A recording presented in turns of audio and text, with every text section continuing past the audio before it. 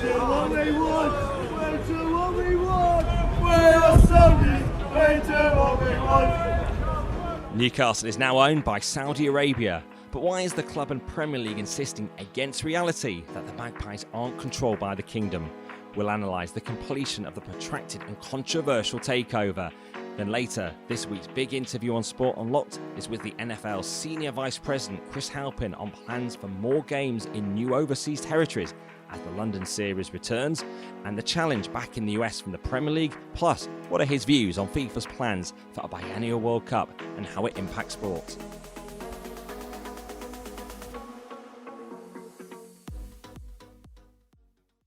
Hello, your ears aren't deceiving you. We are back for a second time this week, but unfortunately this time on Sport Unlocked, there is no crowd, no clapping, no applause. Something that Tariq Panja fortunately didn't get to enjoy. He wasn't with us at Leaders, but myself, Rob Harris from the Associated Press, and Martyn Ziegler from the Times, we did get to enjoy the benefit of having a crowd for once doing the pod this week. Any hecklers, guys? You two deserve a bit after the last year. We've pointed out a few things, a few tasty tidbits. There were a couple of quite searching questions, actually. Put one on the spot a bit, which I thought was good, actually. Some good interaction. Shoe on the other foot, Zeeks. Well, we couldn't pause and record and stop. We had to think on our feet. Yeah, exactly. Yeah, but it was good. It seemed like a good crowd and a good discussion. Yeah, obviously a lot about Newcastle United and the takeover. And we had FIFA and Olympic matters too, with our revolving series of guests. And of course, you can listen back to the entire hour, including the audience questions, if you listen back on this same pod feed where you're listening to us on now. And of course, as we were doing the live show, the Newcastle situation was still unfolding. So that's why we're back with you for another episode this week. Plus, we've got our interview with the NFL Vice President Chris Halpin coming up later. Before we're at the Leaders in Sport conference this week, I had some actual football trips last weekend, and you never know who you might encounter or spot if you go to a stadium. I was there at Old Trafford for Manchester United's game against Everton last Saturday. I'm glancing across the press box into the director's box, which is right next to us. It's always quite intriguing to see just who might be sitting there. One figure I spot is Nick Robinson, the Today Show presenter, and it's the person with him that I surprisingly recognise when I Google. It's the number 10 Chief of Staff, Dan Rosenfield, of course, memorably was there in Super League week and the build-up to it in April, spotted with Ed Woodward in Downing Street. Yeah, I followed this up, Rob, actually, and got confirmation from the club that Dan Rosenfield was a guest in the director's box, as was Nick Robinson. And they were very, very quick to point out that Ed Woodward hadn't been there, because I think that would have been just a touch too embarrassing. But I mean, I thought it was still a really intriguing story that this guy who had this meeting with Woodward. I mean, the club and Downing Street have always insisted that Super League wasn't talked about, and that all they did was talk about supporters. However, the Premier League, when they were never told by Ed Woodward he was going to go and discuss the return of fans, which one would think would be a hugely important thing for them after everything that they'd been through. If that one of the leading clubs was going to talk about the return of supporters with the Prime Minister's top man, incredible if he hadn't informed the Premier League about that. And secondly, the Sunday Times reported actually that Ed Woodward felt emboldened to go ahead with the Super League launch, having had that meeting. So that gives more credence to sort of the theories that actually Boris Johnson knew about it, the ESL, before it was launched, and then actually turned against it when he realised it was going to be a crowd pleaser to actually say that they didn't want it to happen. Well, Boris Johnson actually did mention the Super League in his Conservative Party conference speech this week. We're going to use Brexit freedoms to do things differently. We're doing the Borders Bill. We've seen off the European Super League and protected grassroots football. We're doing at least... I think even Brexiteers might dispute the fact that leaving the EU helped to crush the Super League. No, quite right. I mean, there is one aspect of Brexit which has, you can say, perhaps helped the Super League be defeated in the UK, and that is UEFA have had to suspend the fines against the Super League rebels, the 9 who withdrew from the project. The Premier League are not doing that. They're not suspending the fines. They agreed with the big 6 of England because they don't believe that there's any jurisdiction now they've left the European Union from that court in Madrid. Yeah. Also, look, it might have been one aspect, and he's a politician, isn't he? Making a speech to his party's delegates. It's Boris Johnson. Never been one to shy away from over egging his role or his importance in something. There was, I believe, with the Super League and how it collapsed so quickly, like a bad souffle. That most of it did happen in the UK, I believe. Particularly the fan pressure. I don't recall thousands of fans, hundreds of fans marching on stadiums in Italy or Spain.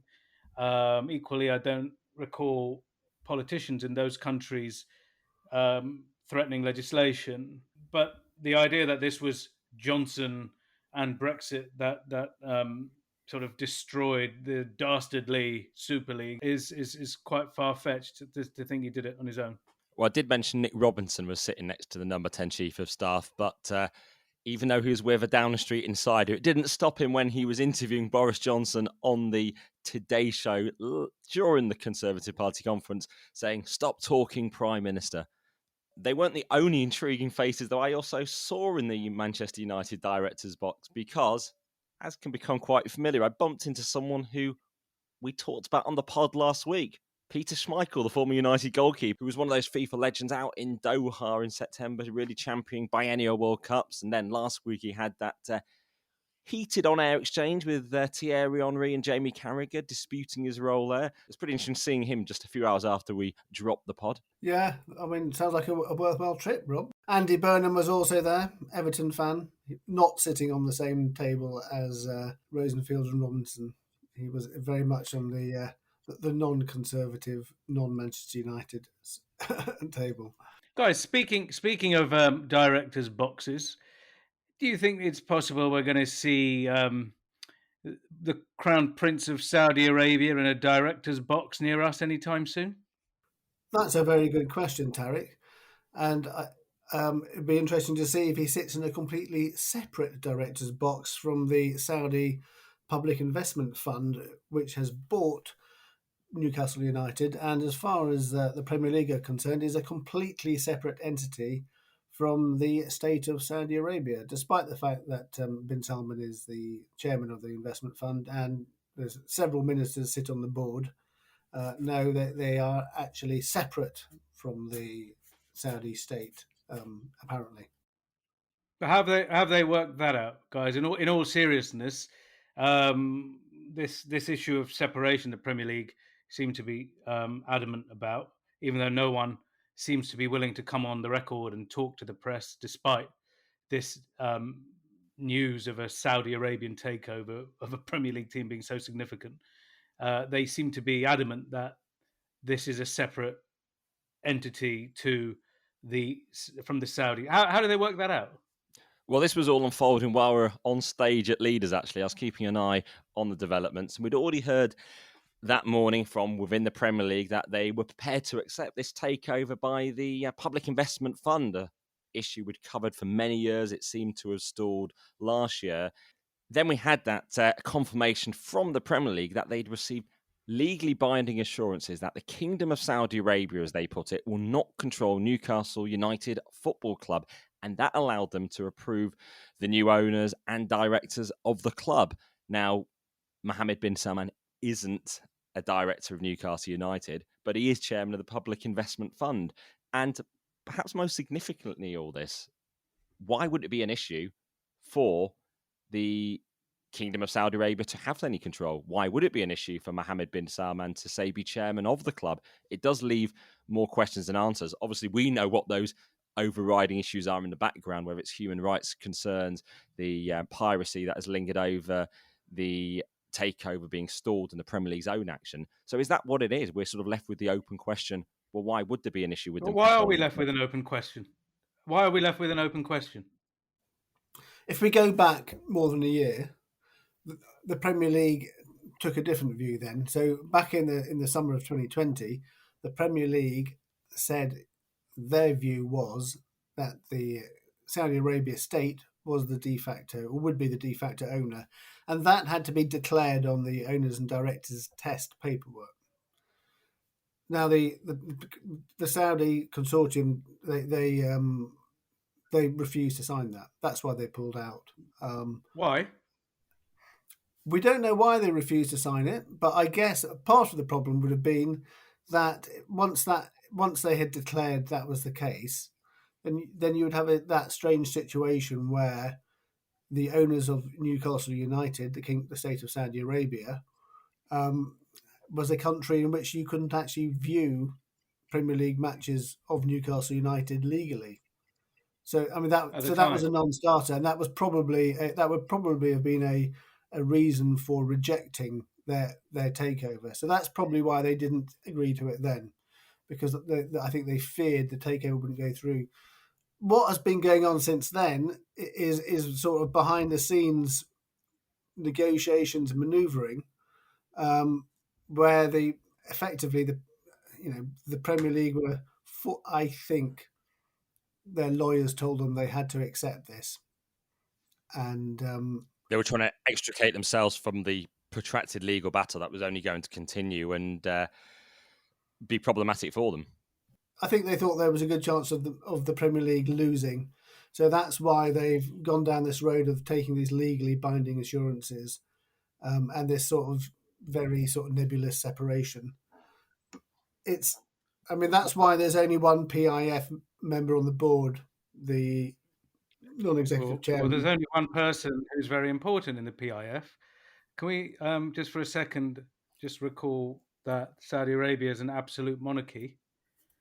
The de facto leader of that absolute monarchy, the son of the king, is Crown Prince Mohammed bin Salman, the chap we mentioned before. Let me just posit this question. He's watching his favorite team on TV in his royal palace, maybe in a box, maybe in a comfy sofa, and he watches something on TV that he doesn't like, and he picks the phone up to an underling, in this case, someone we have to describe as His Excellency, it seems, Yasser Al Rumayyan, the chief executive of PIF, and that man on the board. And he says, look, I don't like what I'm seeing at Newcastle at the moment. You need to change this, Saudi subject, my underling. And will Mr. Rumayyan say, well, look, Your Highness, I'd love to do that, but there's separation. I'm sorry, I can't do this because you can't control Newcastle. You can't have any say of the way the club is run. Are we expected to believe that this guy who's on the board of Newcastle will overrule what the Crown Prince of Saudi Arabia says he wants to do with the club?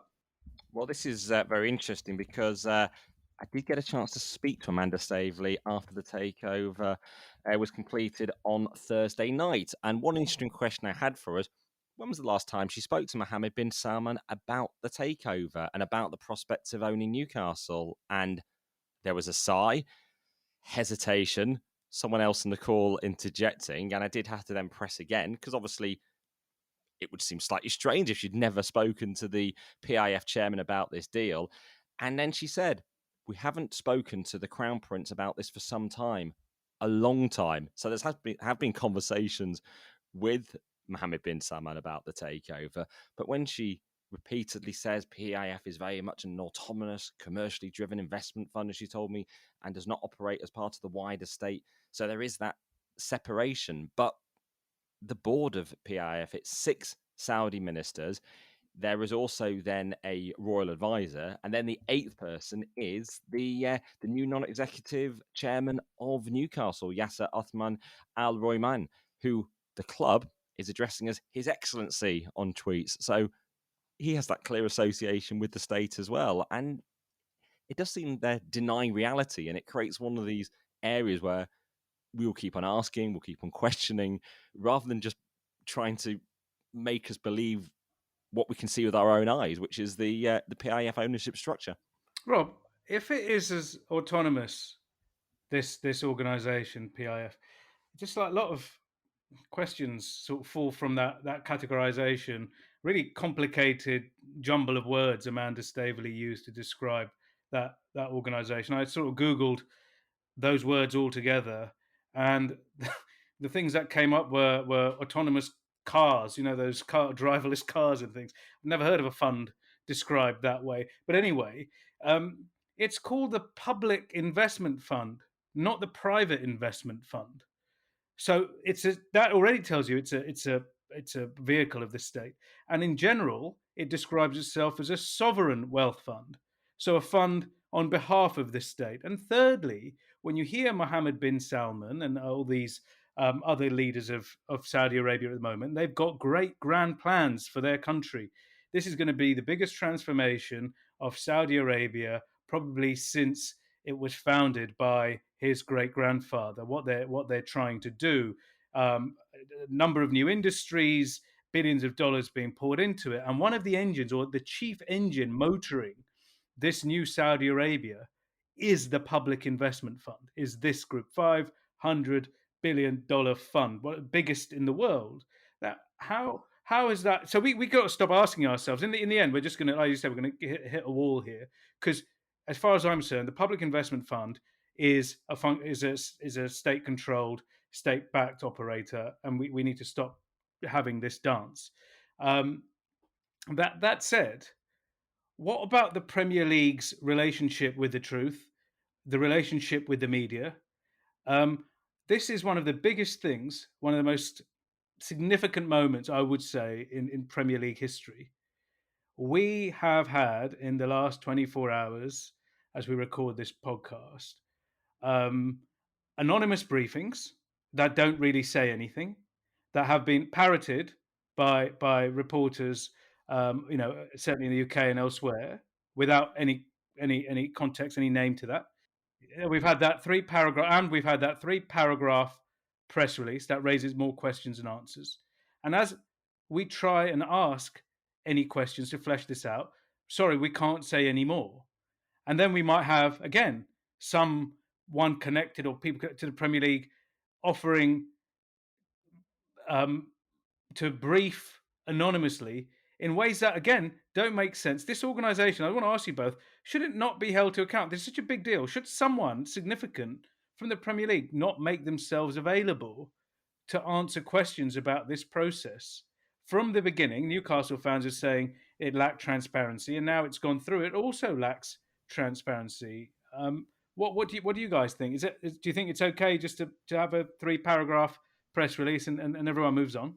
Well, the fact we're discussing the mechanics of the announcement rather than actually debating should they be allowed to own the club shows the issue here. The fact is we're actually so perturbed by the handling of the approval process and the communication of it, and that's created a whole issue even separate to even having to judge on should the Saudi investment fund be even owning Newcastle. And it really reflects at times a lack of communication from governing bodies, and in this case the leadership of the Premier League. I think we mentioned it when we did the episode after the first Premier League meeting in person of clubs in London since the start of the pandemic, that actually something like Christian Perslow, who is almost the face of the meeting because he stops and speaks outside.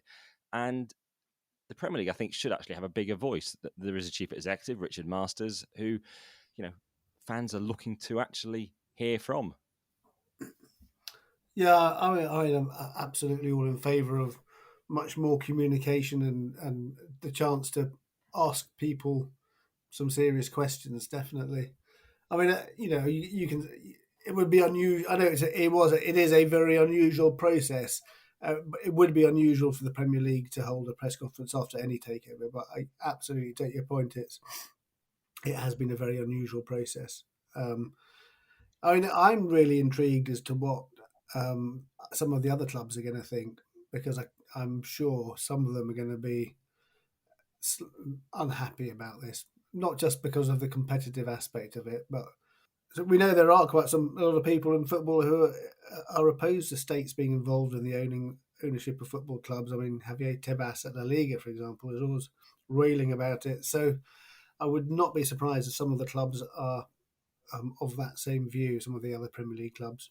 Yeah, absolutely. There's also, it takes some heat of the other state-owned club, I suppose, in Manchester City. They were the one getting all of the attention. I suppose if you're at the Etihad campus, you'll be glad of the distraction that the sort of focus will be on another team. But one of the big focuses is this issue of human rights. There was a strange comment from an LGBTQ group who is also a Newcastle supporting group, praising the arrival of this Saudi-owned consortium, even though being homosexuality is not only banned but punishable pretty severely in Saudi Arabia, for example. The general human rights environment, it's not part of the equation when it comes to the Premier League. Do you think, well, it doesn't matter? The Premier League is a business like every other one. That's what the line that the Newcastle supporters, a lot of them are touting. Do you think, well, whatever, who cares? Well, I wonder how many of the critics might use an Uber today at some point. And let's take a look at the Uber board of directors. And on them is one Yasser Al Rumayyan, managing director, Saudi Arabia's Public Investment Fund. So that really shows you the reach of PIF. Does that imply some people are trying to apply high moral code to sport, or should he not be on the Uber board at all? Or are we merely focusing on this Premier League matter in terms of just how they're communicating the decision? I think sport does have a sort of a higher bar when it comes to other commercial activities, but I think that's right, because you have countries trying to use sport to enhance their reputations. So, if you're going to go down that line as a country, then you're going to have to take what comes. And I do think it's important that sports organisations make human rights an important part of their whole processes. And we have seen, been dragged kicking and screaming into it, but I think we have seen both the IOC and FIFA coming under pressure to do just that. Just take a listen to what Newcastle fans were chanting outside St James's Park after the takeover was completed. We do what we want. We do what we want. We are Saudi. We do what we want. Not only have Saudi Arabia gained a football club, but they've also gained a whole many thousands of proxy supporters of the regime and people who've never been to the country who can be arch defenders of a nation over its policies and practices, anything to try and secure some silverware, having not won the title since 1927. Rob, you mentioned that Saudi Arabia have investments in a bunch of companies, Uber and also Twitter, which is popular with all three of us on this pod. But the difference is, I don't think any of these companies have thousands of impassioned or millions of impassioned supporters like a football club that suddenly are towing the country's line when it comes to public relations exercises, defending human rights records, etc. This is exactly what we've seen with this Newcastle takeover. I must say, I don't know about you, Rob, I've had a lot of people get in touch ever since we started writing about this, saying, well, look, you keep saying X, Y, and Z, but what you really need to be looking at is maybe we can change them, and you guys are hypocrites, blah blah blah.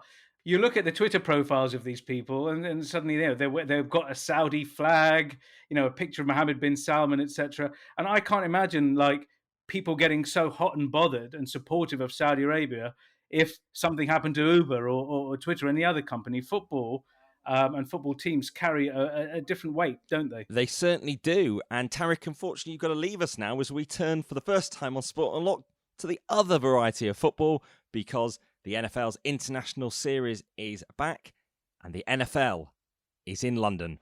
On the move. A lot of time. Directing traffic. Gonna go deep. Has a man deep. It is caught for the touchdown. Corey Davis. The New York Jets, who are in action against the Atlanta Falcons at Tottenham Stadium in the first of two games in the London series this year. And I'm delighted to say, joining us now on Sport on Lot, it's one of the big chiefs of the NFL. It's the Executive Vice President, Chief Strategy and Growth Officer, Chris Halpin, who joins us here in London. Chris, welcome to the pod. Gentlemen, thank you for having me. So how pleased you to have the international series back underway, to be back in London and to be with stadiums with crowds again? It is thrilling. It would probably be an understatement, but to go through the pandemic and last year, unfortunately, to have to cancel all the games, which was the right decision. But to be on this side and be back in London, see the energy, see the fan response, and as in, some element of return to normalcy is gratifying for everybody in the NFL family, and we are really excited to get back on the field. Could you, when you are looking at other sports and competition for eyeballs, whether it's TV, mostly TV, I guess. So how do you view, for example, the Premier League's growing popularity in the USA? Because there's a new TV deal about to be done there, which I think they're expected to be very lucrative indeed. Do you see it as a threat? It's actually, we view it as an interesting model to learn from as we're trying to grow internationally.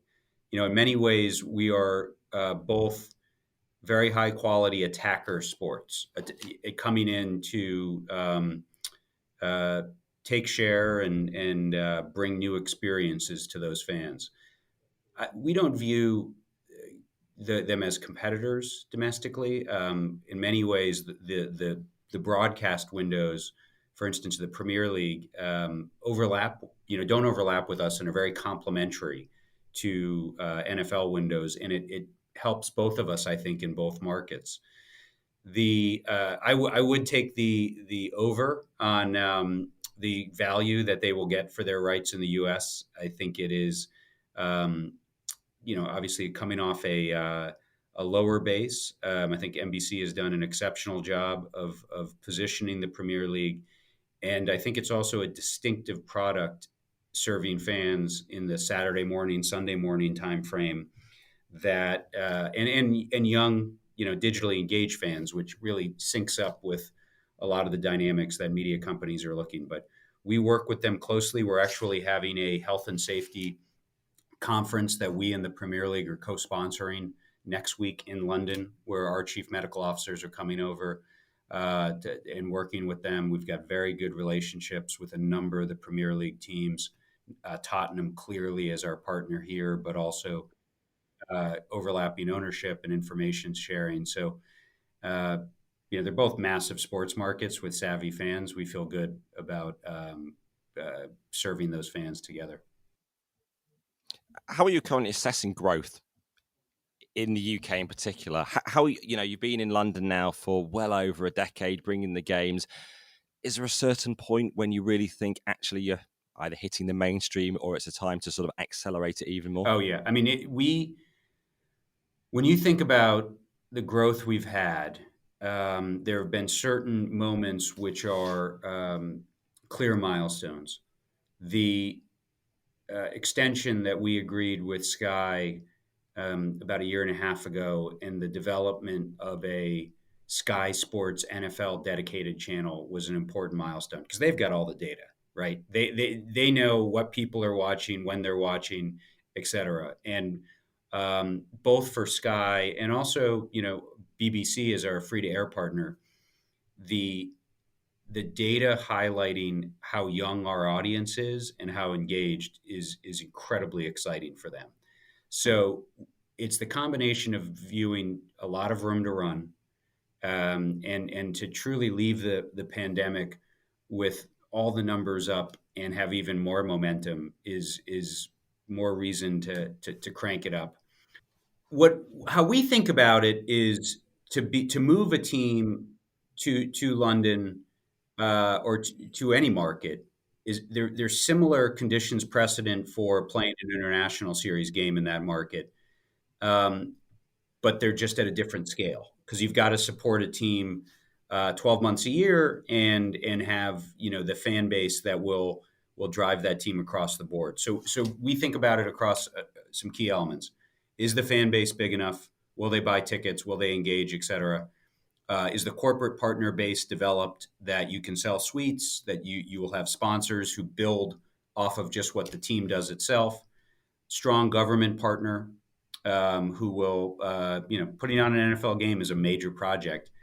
A stadium that meets NFL standards and provides the fan experience we want, and then football logistics. We feel like the first four were in excellent shape in the UK. We've got great stadia. Love our partnership with Tottenham. Wembley's been exceptional as well. The fan base, et cetera, there. Football logistics is the biggest challenge, and those, we continue to analyze those. What it would look like with bye weeks, home games, flights, and how playoffs would work. But at the end of the day, you need a willing owner, and you need the other 31 owners to say, "Yeah, that's a good idea. We support it." That's out of our control. That's above my pay grade, as we say. So what we're focused on for we'd love to have international franchises is set the condition precedent that it can happen, make the markets NFL ready. And if we do all those, we'll succeed anyway.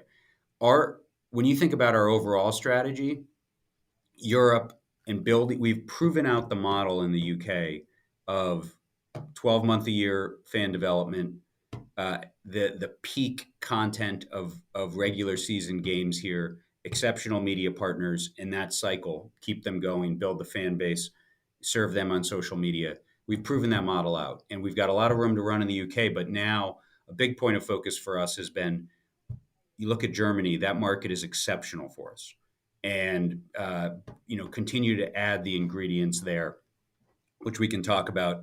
And then we're also seeing, fantastic momentum across the Nordics,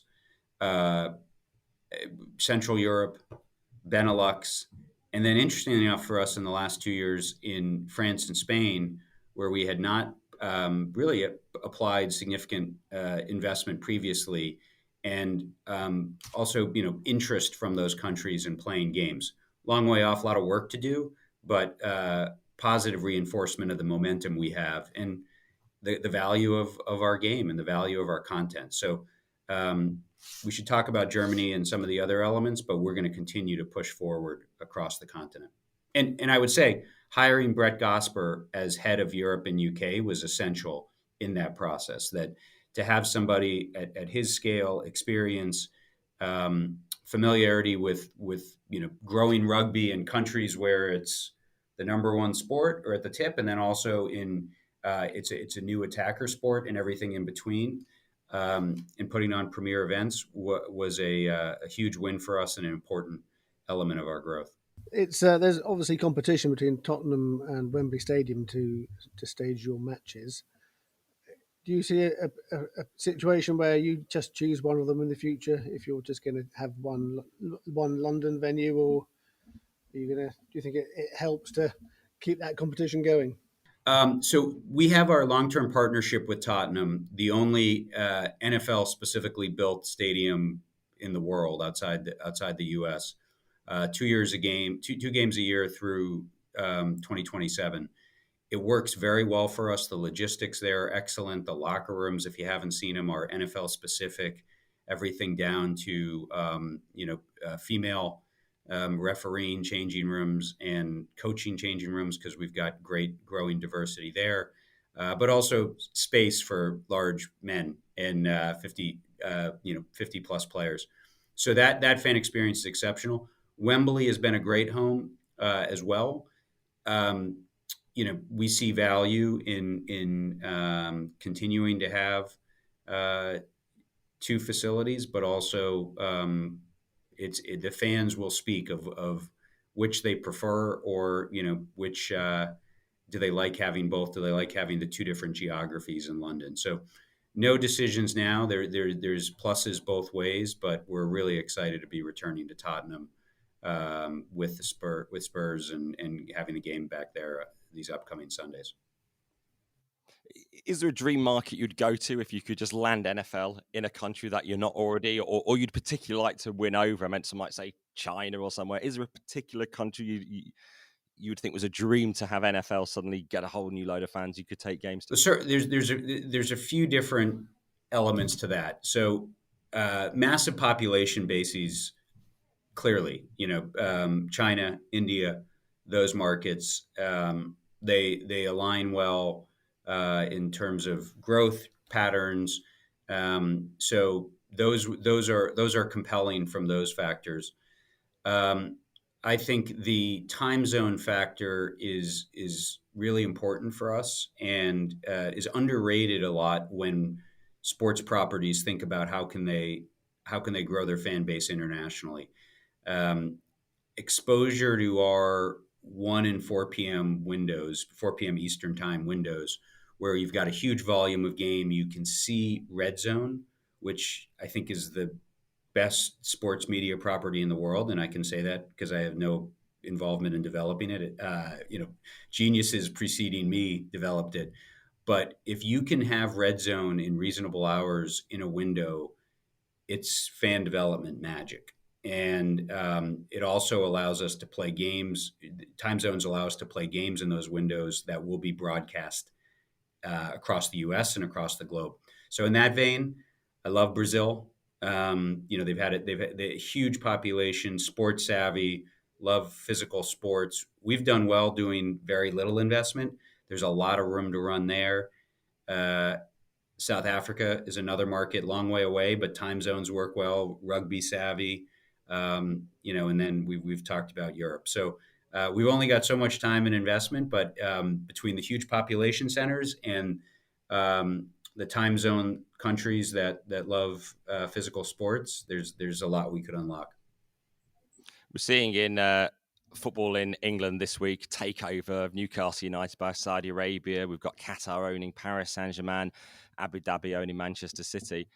Is that something you ever get contacts about, you hear about, actually nation states trying to buy your NFL franchises? Because it's something that hasn't actually happened yet.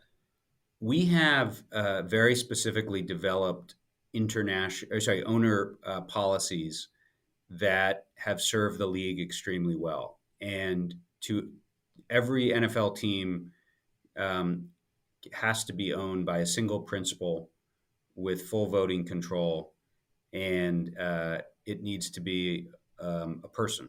And that's because the league has succeeded as a partnership that aligned interests. And this is full credit to the great leaders of league history. Anytime you work at the NFL, you stand on the shoulders of giants of Wellington Mara and Lamar Hunt and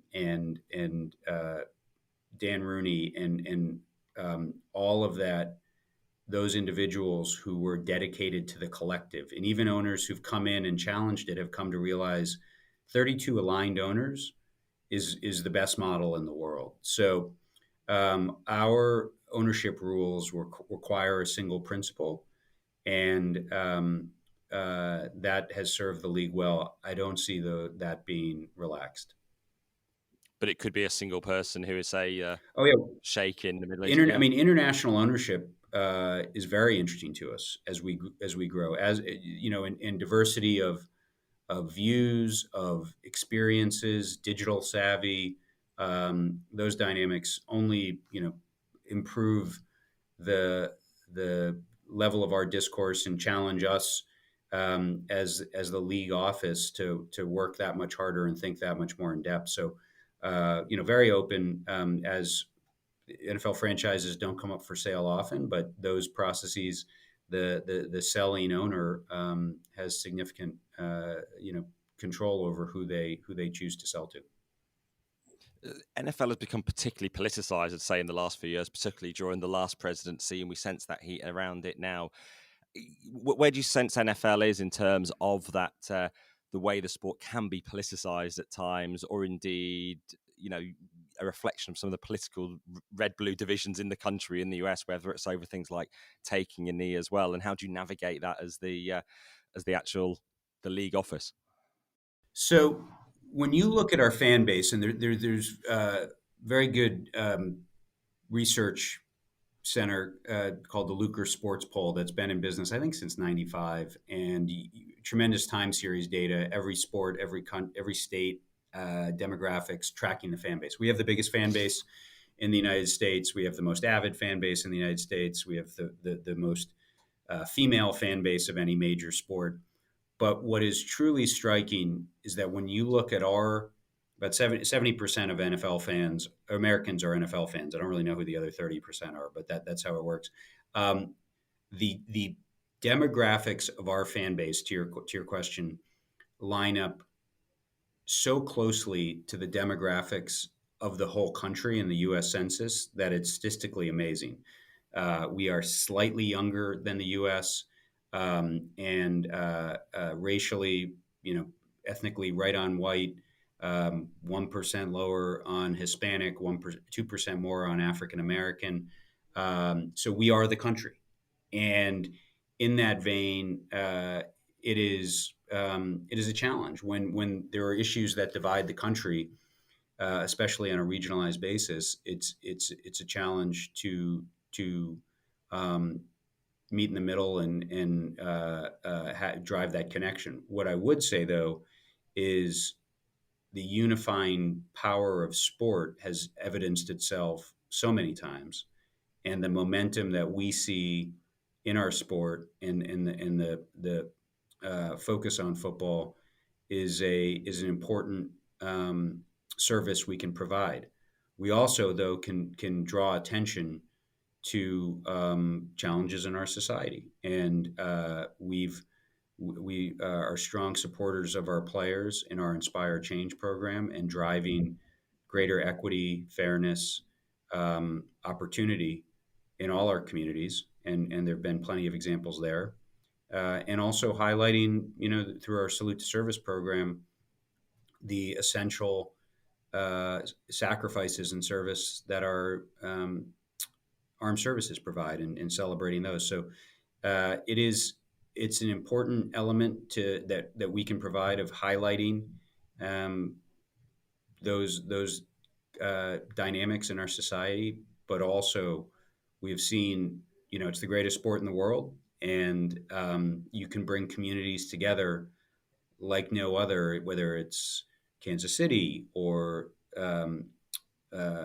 Boston or Seattle or Dallas, behind their huge source of pride and hope, which is their NFL team. One of the big issues in global sport at the moment, we're seeing FIFA trying to get a World Cup every 2 years, which would mean a men's or women's World Cup every year.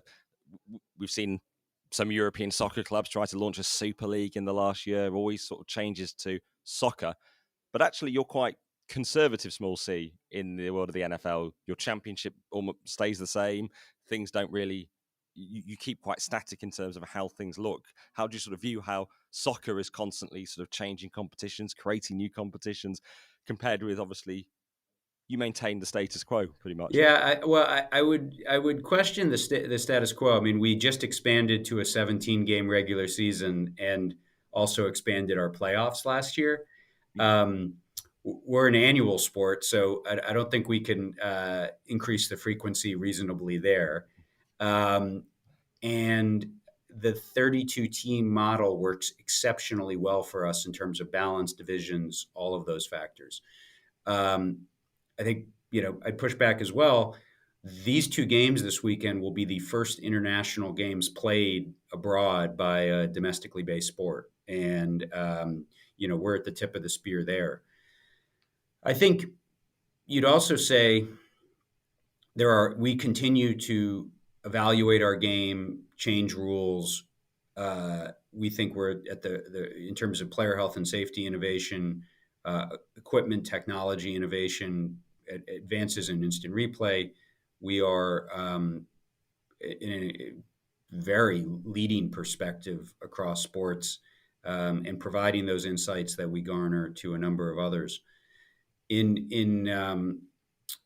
When you highlight some of the dynamics of the Super League or others, I think they actually they less reflect innovation. This is my humble opinion, and more the lack of equilibrium situations in what their sports look like, league balance, global competitions versus national. So, it's a credit and I think many of the other sport properties would agree with this. I was just at Leaders yesterday, and it was a frequent refrain that the alignment of the NFL between the 32 owners, the balance, the sharing of revenue, the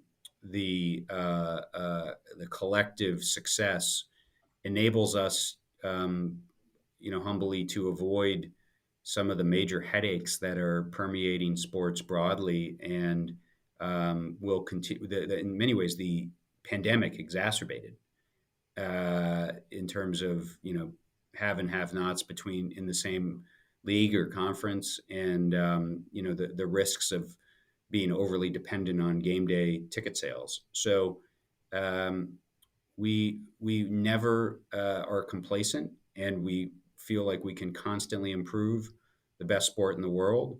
But change for change's sake is never a good recipe. I mean, just to close up, you're saying, do you think your rules, your competitive balance, the systems you have in place actually help to stave off this sort of rebellions we get sometimes in other parts of sports, where actually you try to get power grabs and things like that because you've got rules which actually create quite a strong competitive balance more generally as things stand?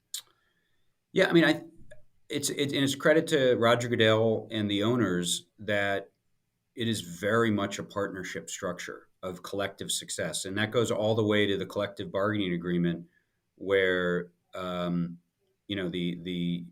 collective bargaining, the salary cap is calculated off a specific percentage of revenue. So any decision, the owners and the players, from a business perspective, are incredibly aligned. And then additionally, the 32 owners are aligned of what's best for the collective. There's always going to be competitive pressures. Everyone's dealing with the same,